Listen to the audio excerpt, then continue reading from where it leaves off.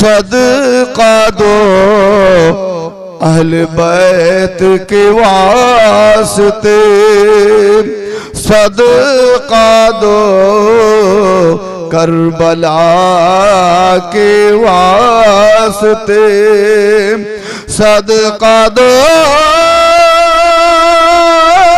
गौसुल वरा के वास्ते, सदका दो गरीब नवाज के वास्ते। জান্নাতি মহিলাদের সরদারনি নেত্রী কি হবে? খাতুনে জান্নাত। আর যুবকদের ইমাম হাসান হোসেন। মাওলা আলীর কাজ কি না, ওনার হাতে ক্ষমতা দিয়েছে জান্নাত আর জাহান্নাম, যাকে ইচ্ছা দেবেন, যাকে ইচ্ছা তাড়াবেন। এর দলিল ভরপুর আমার কাছে আছে। কোন কাঠ মোল্লা, বজ্রপাত মোল্লা, বনু উমাইয়ার দস্তরখানে পালনেওয়ালা মোল্লা প্রশ্ন করে আজকে টেক্কা দিতে পারে না। কারণ সুন্নাতুল জামাত, কোন শিয়া কেতাব থেকে বলছি না, সুন্নাতুল জামাতের কেতাবের মধ্যে ভুরি ভুরি দলিল আছে যে আলীর সিলসিলাতে থাকনেওয়ালারাই হলো প্রকৃত শিয়া। আমার পাঞ্জাতানি বক্তব্য শুনে অনেকে বলে পাক্কা শিয়া।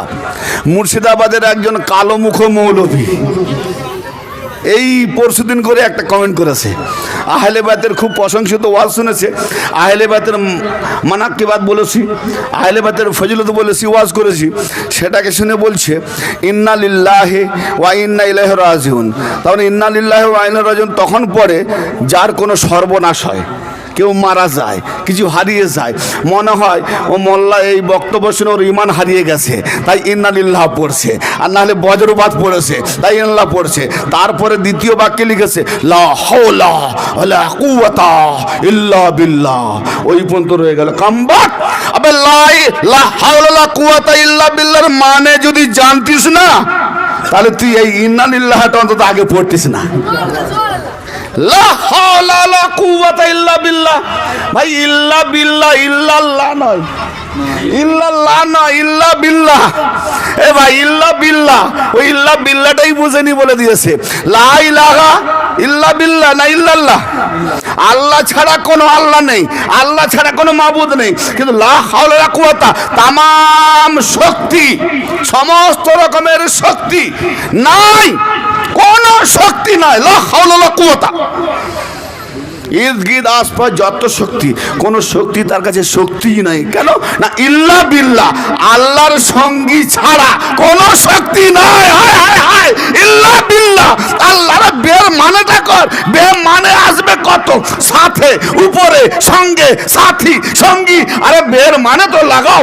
ইল্লা বিল্লাহ, ইল্লা বিল্লাহ, আল্লাহর সঙ্গী, আল্লাহর সাথী, আল্লাহর সঙ্গী ছাড়া কোন শক্তি নাই। তো দেখ তাফসিরে দুররে মনসুর, তাফসিরে কবির, বিভিন্ন তাফসির উঠিয়ে দেখ, বিভিন্ন হাদিস উঠিয়ে দেখ যে একমাত্র মুহাম্মাদের সঙ্গী আলী, আর আলী নবী বলছেন যে আমার সঙ্গী আলী আল্লাহর সঙ্গী। সুবহানাল্লাহ। আর সূরা মায়েদার 55 নম্বর আয়াত, সূরা মায়েদার 55 নম্বর আয়াতে আল্লাহ বলছেন আমি আল্লাহ মুমিনদের ওলি, আমার নবী রাসূল মুমিনদের ওলি, আলী ও আলীর সিলসিলা ওয়ালা মুমিনদের ওলি। সুবহানাল্লাহ। এখন আল্লাহর সঙ্গে কাউকে শরীক করলে শিরক হয়, এ তো সব ফিরকার মধ্যে আছে, কেউ অস্বীকার করবে না। তো যদি কেউ আল্লাহর সঙ্গে অলিকে এক জায়গায় বা এক মোকামে, রসুলকে, নবীকে, অলিকে এক মোকামে শোনার পর কেউ যদি বলে এরা শিরিক করেছে, মুশরিক হয়ে গেছে, হাজি, তাদেরকে আমি বলি মৌলভী সাহেব তুমি যখন জন্ম হলে বাপের মায়ের ঔরস থেকে একজনই হয়েছো না, তো জন্ম যখন হয়েছো এক ফোঁটা থেকে তো না দু ফোঁটা থেকে? এক ফোঁটা থেকে। গৌর করবেন, এক্সাম্পল দিচ্ছি, এক ফোঁটা থেকে। কিন্তু ওই এক ফোঁটা দেওয়ার মূলে একজন না দুজন? হ্যাঁ, হায় হায় হায় হায়, আরে নেগেটিভ পজিটিভ দুটো মিলিয়ে দুই, ঠিক আছে? তাহলে আমি আপনি শুদ্ধকরণ হব, মানুষ হব, প্রকৃত পূর্ণাঙ্গ হব, মার বাবা দুজনে মিলে তবে হবে পূর্ণাঙ্গ মানুষ, তবে হবে পূর্ণাঙ্গ সৃষ্টি, ঠিক না বেঠিক? তো যারা আল্লাহকে মোহাম্মদকে আলাদা করতে চায় তারা বিকলাঙ্গ কমবক্ত মৌলবী, বিকলাঙ্গ, হায় হায় হায়। আর যারা আল্লাহ মোহাম্মদকে এক, অতএব আল্লাহ যেখানে দিয়েছে মোহাম্মদ ছাড়া দেয়নি, মোহাম্মদ যেখানে দিয়েছে আলী ছাড়া দেয়নি, আলী যেখানে দিয়েছে তার খলিফা ছাড়া দেয়নি। কোথায় যাচ্ছিলাম যে আজকে কালো মুখা, দিল কালো, চেহারাও কালো, দেখতেও কালো, কমন করতেও ছাড়ে না। কত বড় দুশ্মনী আলীর বিরুদ্ধে! মা ফাতেমার ফাজাইল, আলীর ফাজাইল, হাসান হোসেনের ফাজাইল, কাউকে কোনো টন্টিং ইনসাল করে বলিনি, নাম ধরেও বলিনি, কিন্তু এখনো আমার ফেসবুকে নাম দিয়েছে, কিন্তু তবু আমি নাম ধরছি না। যার কথা তাকে যাবে, যার কথা তাকে যাবে। বলছে মওলা পাকের পয়জানের ফাজাইল শুনে বলে পাক্কা শিয়া, 100% শিয়া, 100% শিয়া। হ্যাঁ শিয়া। এই কামবাক মৌলবী, জবাব দিচ্ছি, শোন কোরআন থেকে। আর যে তাফসীর নিয়ে গর্ব করিস তোরা, সেই তাফসীরের হাওয়ালাও দিচ্ছি। সূরা বাইয়িনাত 30 পারা, ইন্নাল্লাযীনা আমানু ওয়া আমিলুস সালিহাতি উলাইকা হুম খায়রুল বারিয়া। এই আয়াত পাক নবী পাকের দরবারে যখন নাজিল হলো, যখন নবী পাকের দরবারে নাজিল হলো, তো সাহাবাগণ জানতে চাইছেন এটা কারা? ইয়া রাসূলুল্লাহ, ইয়া ইন্নাল্লাযীনা আমানু, নিঃসন্দেহে যারা ঈমান এনেছে, নিঃসন্দেহে যারা ঈমানদার, ওয়া আমিলুস সালিহাত, এবং যারা নেক আমলকারী, ওয়া আমিলুস সালিহাত, তাহলে ঈমানদার যারা, নেক আমলকারী যারা, তাদের সম্পর্কে আল্লাহ বলছে উলাইকা হুম খায়রুল বারিয়া, ওহারাই হলো তারা যারা সৃষ্টির থেকে উত্তম, तमाम সৃষ্টির থেকে শ্রেষ্ঠ। পৃথিবীর বুকে কত মূল্যবান ব্যক্তি আছে, মূল্যবান ব্যক্তি এসেছেন, বড় হামরা চামড়া ব্যক্তি এসেছেন, বড় ফজিলতওয়ালা ব্যক্তি এসেছেন, আম্বিয়া এসেছেন, রাসূলগণ এসেছেন, যত ওলি আব্দাল এসেছেন, কিন্তু এখানে আল্লাহ পাক আয়াতে বললেন, আবে মৌলবী, আমি তোর বাপ মা মরার মতো বক্স মৌলবী নয় যে পড়ে বক্সে দেবো। কোরআন পড়ে তাফসীর দেখ কি বলছে। আমাকে টন্ডিং করেনি, আমাকে কমেন্ট করেনি। এই আহলে বাইতের ফাজাইল বয়ান করার জন্য যারা এ ধরনের কমেন্ট করেছে পাক্কা শিয়া, তারা পাঞ্জেতানকে ধাক্কা মেরেছে, পাঞ্জেতানের দেওয়ালকে ধাক্কা মেরেছে।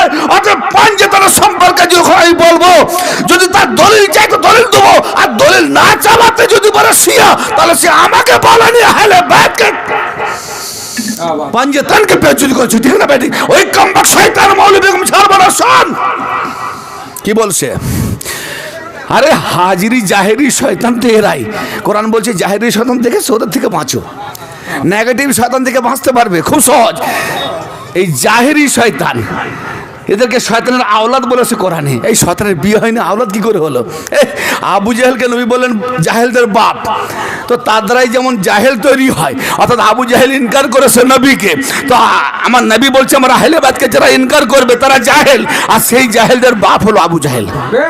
তো শয়তানি কিরদার যাদের মধ্যে, আহলে বাইতের দুশমনি যারা করবে, অতএব আহলে বাইতের সঙ্গে যাদের সংযুক্ত তারা হলো পাক। আর আহলে বাইতের ফাজাইল শুনে যারা ক্রিটিসাইজ করে, কমেন্ট করে, তাচ্ছিল্য করে, তারা হলো নাপাক। আর নাপাক হারাম রক্ত থেকে হয়, হালাল রক্ত থেকে হালালি হয়, হারাম রক্ত থেকে হারামি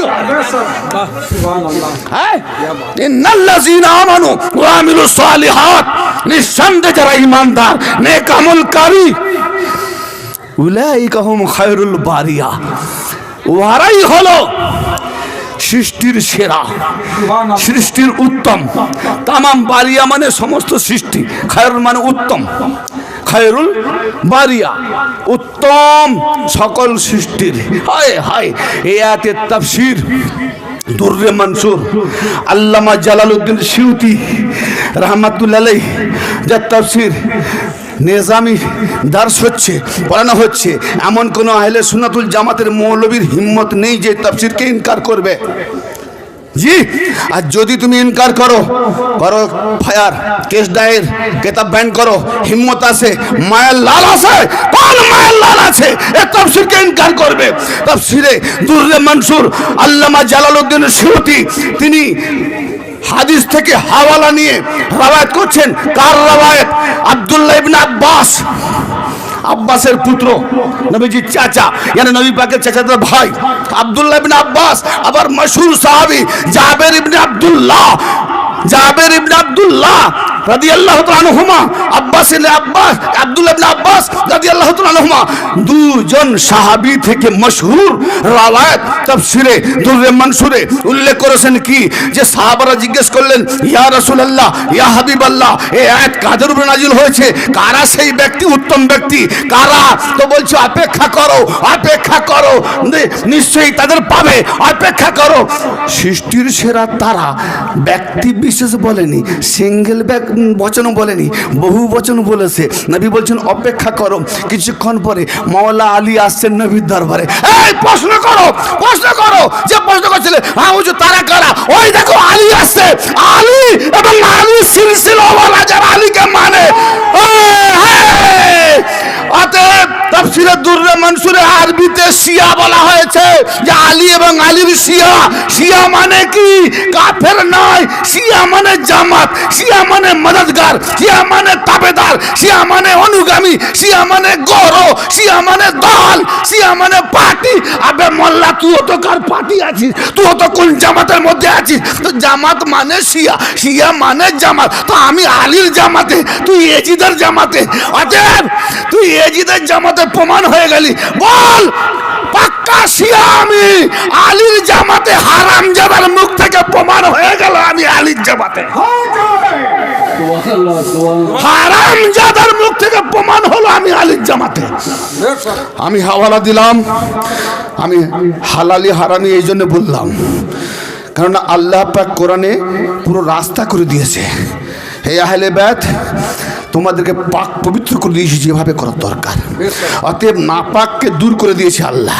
তাই নাপাক, আল্লাহ যা জামিনদার, আল্লাহ যার গাইড, আল্লাহ যাকে কন্ট্রোল রেখেছে, সেখানে কোনো নাপাক আসবে? তাদের কাছে নাপাক আসবে? হারামি আসবে? তাহলে আহলে বাইতের দুশ্মনী যারা করবে তারা হারামি, আহলে বাইতের যারা হালালি করবে, আহলে বাইতের যারা দালালি করবে, আহলে বাইতের যারা প্রশংসা করবে, আহলে বাইতের যারা কি বলে ফাজাইল বলবে, আহলে বাইতের যারা ফাজাইল বলবে, ফজিলত বলবে, মানকাবাত বলবে, তারা হালালি। আহলে বাইতের যারা দুশ্মনী করবে তারা হারামি। জি, আর একটা দলিল দিয়ে ওয়াজের একদম নক্তা সমাপ্ত করব। বড় মশহুর দলিল আহলে সুন্নাতুল জামাতের কিতাব থেকে দিচ্ছি। জি ও ভাইজান, কোরআন পাকে সূরা সাফাতে একটি আয়াত আছে। যদিও শিয়া নিয়ে যদি বক্তব্য করি, শিয়া যারা বলেছে না মানুষের ছাল থাকবে না, হাইওয়ান প্রমাণ করে দেবো। ইন্না শিয়াতিল্লাহ ইব্রাহিম, ইন্না মিন শিয়াতিল্লাহ ইব্রাহিম, সূরা সাফাত। আল্লাহ বলছেন নিঃসন্দেহে অবশ্যই ইব্রাহিম শিয়াতেই আছে। ইব্রাহিম কে? শুধু পয়গম্বর নয়, জামানার প্রথম মানুষদের ইমাম আল্লাহ বানিয়েছে। ওখান থেকে ইমামত শুরু হয়েছে, উনি খলিলুল্লাহ, আল্লাহর বন্ধু। আর ওখান থেকে কুরবানি শুরু হয়েছে। ও ছোট ছেলের মতো দিয়ে কেড়ে নিয়ে আবার দিয়ে দিয়েছে। ছোট ছেলেকে যেমন কোনো খাবার দিয়ে দে না বাবু, দিতে চাইনি, দিবি না তো আর আনবো না, দিয়ে দিল, দিয়েছে ঠিক কথা, কিন্তু মনটা ছোট হয়ে গেছে। লে বাবা লে লে লে, হ্যাঁ, ফের মন প্রফুল্ল। জানে ইব্রাহিমকে বলেছে কুরবানি কর, কাকে না পুত্রকে। তো কুরবানি যেই করতে গেছে আল্লাহর হুকুম মানছে, কিন্তু মনটা তো ছোট, মনটা দুঃখিত। আল্লাহ বলছে না, তোর কুরবানি কবুল হয়ে গেছে, কিন্তু ফিরিয়ে এলে, ইসমাইলকে ফিরিয়ে দিল। তাহলে এটা বাল্যকাল, এটা হলো বাল্য জীবনের কুরবানি। আর যারা প্রকৃত জওয়ান মর্দ, তারা কি করে? দেন বাবু, সে কিন্তু ওই ছেলের মতো দেবেনি, পুরো মন থেকে খুলে মানে দিয়ে দেয়, নিয়ে এলে। তো মর্দের মতো কুরবানি ইমাম হাসান হোসেন দেখিয়েছে যে আমরা আল্লাহর জন্য মন খাটো করে দিইনি, ভরপুর কুরবানি দিয়েছি নানা মুস্তাফার উম্মতের জন্য। সুবহানাল্লাহ। কুরবানি, কোন কুরবানি আসল সেটাই মৌলভী সাহেব জানেনি। কুরবানির নকশা দেখিয়েছে কোথায়, কোনটা আসল, যেটা 3 দিনে খেয়ে হজম করে দেবে, যেটা 3 দিনে খেয়ে হজম করে দেবে, 4 দিকে শুধু গোবর গন্ধ করবে, রক্তের বদবু গন্ধ করবে, সেইটাকে বড় করছে, কোনো ফতোয়া নাই। আর আসল কুরবানির উপরে ফতোয়া মেরে মরতেছে। এ হালালি হারামির প্রমাণ আছে, হালালি হারামির প্রমাণ আছে। শোনো দলিল দিচ্ছে মুক্তাসার বয়ানে। ওয়াইন্না মিন শিয়াতি ইলা ইব্রাহিম, এই আয়াত কোথায় নাজিল হয়েছিল?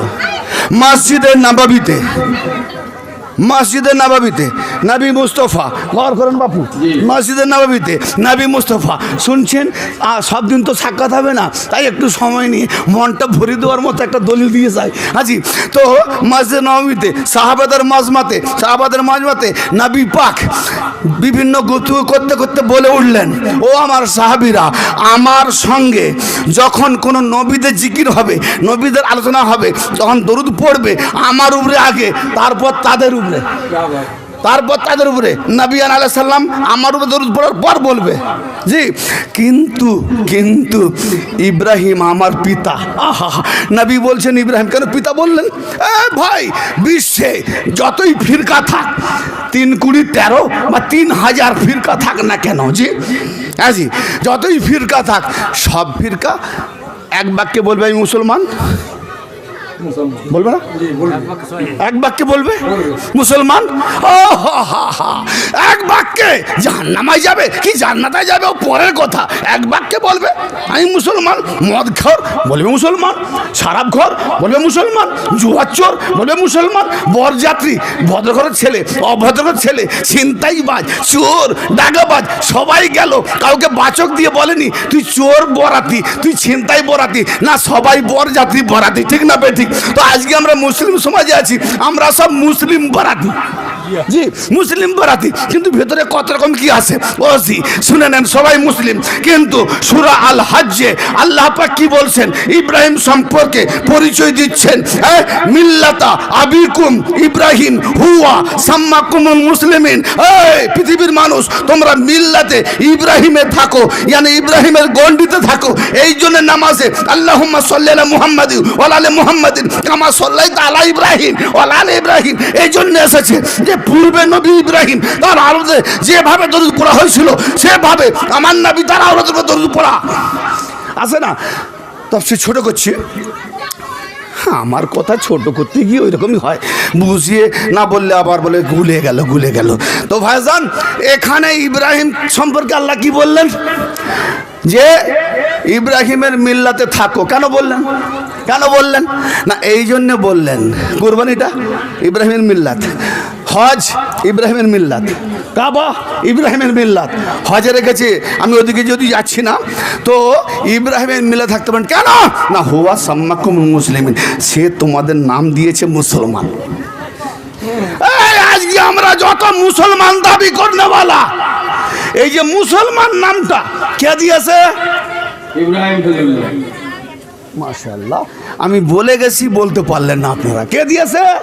মুসলমানদের নাম দেওয়ার নাম দিলেন কে? ইব্রাহিম আলাইহিস সালাম। জি, তাহলে এখন বোঝা গেল মুসলমানদের পিতা, মুসলমান নাম দেওয়ার পিতাকে ইব্রাহিম। ইব্রাহিম আলাইহিস সালাম সম্পর্কে আল্লাহ বলছে ওয়া ইন্না মিন শিয়াতিল্লাহ ইব্রাহিম, ইব্রাহিম তার শিয়াতে আছে। তাহলে বাবা ইব্রাহিমকে যদি আল্লাহ বলে শিয়া, আর যারা বলে আমি শিয়া, আর শিয়া মানে যারা কাফের মনে করে, তারা ইব্রাহিম আমাদের বাবা ইব্রাহিম খলিলুল্লাহকে কাফের মনে করেছে। অতএব যারা ফতোয়া দিতে গিয়ে নবী ইব্রাহিমের উপরে ফতোয়া পড়ে যায়, তারা হারামজাদা হবে, হালালি হবে না। এই কোরআনের ভাই টেলেছো, আল্লামা ওয়াহিদুজ্জামান লোগাতুল হাদিস মার্কেটে খুঁজছে, সেই লোগাতুল হাদিসের বাবওয়ালা সিনওয়ালা বাব, বড় সিন, লোগাতুল হাদিস মানে ডিকশনারি। জি, তাতে এই আয়াতের সম্পর্কে লিখতে গিয়ে কি লিখেছেন? যে নবী মুস্তাফা সাল্লাল্লাহু আলাইহি ওয়াসাল্লাম সাহাবীদের মধ্যে আলোচনা করতে তখন সাহাবারা বলেন, ইয়া রাসূলুল্লাহ, ইব্রাহিমের ফজিলত কি কারণে এত বেশি হলো যে আপনার পূর্বে তার উপরে দরুদ পড়তে হবে? বলছে সে এক কথা। বলে কি? তো নবী বললেন কি যে আমি যখন মেরাজ রজনীতে যাচ্ছি তিন তবক আসমান, তিন তবক আসমানে যেই পৌঁছালাম, নূরের একটা মেম্বার আমার জন্য রাখা হয়েছে। আশেপাশে আম্বিয়া কেরামগণ বসে আছে, এক ধাপ নিচে ইব্রাহিম বসে আছেন। আমি নূরের মেম্বারে উপবেশন করলাম, সবাই আমাকে তাসলিম জানালেন। আইয়ে बैठिए तस्लीम रखिए। আমি নূরের মেম্বারে বসলাম। কিছুক্ষণ পরে নূরের একটি উটনি, জন্তু জানোয়ার নয়, রক্তবালা নয়, নূরের উটনি, নুরি সাওয়ারি, নূরের উটনি, তার উপরে সাওয়ার বুজুর্গ হাস্তি, হায় হায় নবযুবক নুরি সাওয়ার আসছেন। আর তার আশেপাশে তারকার ন্যায়, যেমন চাঁদের পাশে তারকা থাকে ঝিলমিল করে, তারকার ন্যায় সৈন্য সোলজার জামাত ঝিলমিল করে আসছে, ডাইনে বাঁয়ে পিছনে। তখন ইব্রাহিম খলিলুল্লাহ ইয়ার নবীকে বলছেন, ইয়া রাসূলুল্লাহ, ইয়া হাবিবাল্লাহ, এই যে আপনার পিছনে পিছনে আসছে, ইনি কি কোনো বড় মশহুর নবী, ইনি কি কোনো বড় মশহুর পয়গম্বর, নাকি আপনার মুকাররিব ফেরেশতা, মানে আপনার খাস কোনো পিএ বডিগার্ড, কোনো ফেরেশতা মুকাররিব নিকটবর্তী? তা আমার নবী কি বললেন, গৌর করে শুনুন। আমার নবী বললেন যে ও না কোনো মশহুর নবী, না কোনো আমার মুকাররিব ফেরেশতা, ও হলো আলী, আবু তালেবের পুত্র, আমার চাচাজাত ভাই, আমার জামাই, আমার ইলমের ওসি। এর দ্বারাতে কিয়ামত পর্যন্ত বেলাতে সিলসিলা থাকবে। ইব্রাহিম খলিলুল্লাহ বলছেন, ইয়া রাসূলুল্লাহ, আলীর ফজিলত এত যদি হয়, তাহলে আলীর আশেপাশে এরা যে কারা? বলে যারা আলীওয়ালা সিলসিলাতে, আলীর সিলসিলাতে আলীর অনুগামী হবে, এরা হলো আলীর শিয়া। জোরে বলে নারায়ে তাকবীর, নারায়ে সালাত, নারায়ে হায়দারি। ভাইজান কথা বোঝা গেল, টপিক শেষ। এরা হলো কাকে দেখলেন? আলীর শিয়া। কারা? না আশেপাশে। কি রূপে? তারকার নাই। শোনেন ইব্রাহিম খলিলুল্লাহ কি বললেন, গৌর করুন। ইব্রাহিম খলিলুল্লাহ কি বললেন? বলে এই আয়াত যেটা আমি পড়লাম, না মক্কাতে নাজিল হয়েছে, না মদিনায় নাজিল হয়েছে, বলকে জমিনে নাজিল হয়নি। এই আয়াত ওই তিসরা আসমানে নাজিল হয়েছে। তখন ইব্রাহিম খলিলুল্লাহ বললেন, ইয়া রাসূলুল্লাহ, আমার জন্য দোয়া করুন, আমার জন্য দোয়া করুন, আমি যেন আলীর শিয়াতে দাখিল হতে পারি। আর ইব্রাহিম খুদ নিজেও দোয়া করলেন, আল্লাহুম্মা জাআলনি মিন শিয়াতি আলীন, এ আল্লাহ, আমি ইব্রাহিম, আমাকে আলীর শিয়াতে দাখিল করিয়ে দাও।